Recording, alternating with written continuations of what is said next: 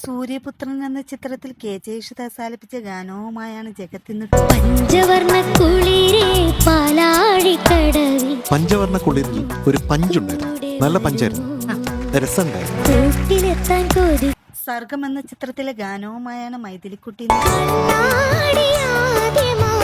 ഒരുപാട് പോസിറ്റീവ്സ് കണ്ടു ഇന്നത്തെ പെർഫോമൻസിൽ. ആദ്യം പറയേണ്ടത് ആ വോയിസിന്റെ സുഖമാണ്. ബോംബെ രവിയുടെ സംഗീതത്തിൽ കെ എസ് ചിത്ര ആലപിച്ച ഗാനമാണ്.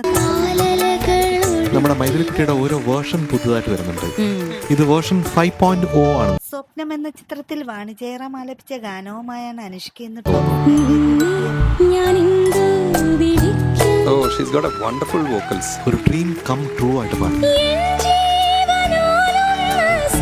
ബാച്ചിലർ പാർട്ടി എന്ന ചിത്രത്തിലെ ഗാനവുമായാണ് സുഭദ്രക്കുട്ടി എന്ന്. പാട്ടാണോ പണിയാണോ വരാൻ പോണേന്നോ? അത് ഗംഭീരായിട്ടോ, എക്സ്പെക്ട് ചെയ്തിട്ടില്ല. എന്തൊരു പുച്ഛം. നമുക്ക് ഇതൊരു ദിവസം എംജെനെ കൊണ്ട് അവിടെ ചെയ്യിപ്പിക്കാം. ഒരു ദിവസം വേണ്ട, ഇപ്പൊ തന്നെ ആയാൽ. രാഹുൽ രാജിന്റെ സംഗീതത്തിൽ രമ്യ നമ്പീശൻ ആലപിച്ച ഗാനമാണ്.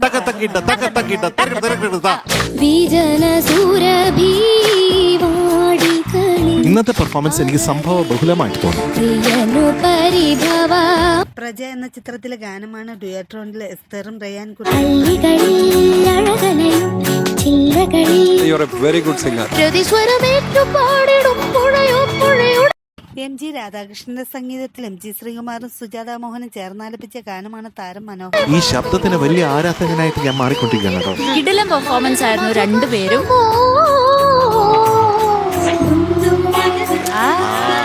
റൗഡി രാമു എന്ന ചിത്രത്തിൽ കെ ജെ യേശുദാസ് ആലപിച്ച ഗാനവുമായാണ് സാംസോണി എന്ന്.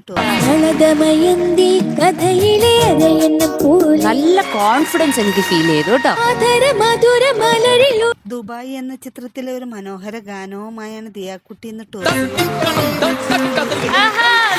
സമ്മതിച്ചു ദിയാക്കുട്ടി. ഒരു ബോംബ് വന്ന് വീണ പോലെ ഉണ്ട്, തകർന്ന് തരിപ്പണാണ്. വിദ്യാസാഗറിന്റെ സംഗീതത്തിൽ കെ എസ് ചിത്ര ആലപിച്ച ഗാനമാണ് താരം. പാട്ട് എന്തായാലും അടിപൊളിയായിരിക്കും എന്നുള്ളത് ദിയക്കുട്ടി വരുമ്പോ തന്നെ നമുക്കറിയാം. ഇത്രയും ഡാൻസും ചെയ്ത് ഇത്രയും ടഫ് ചാലഞ്ചിങ് സോങ് പാടണമെങ്കിൽ you should be immensely talented.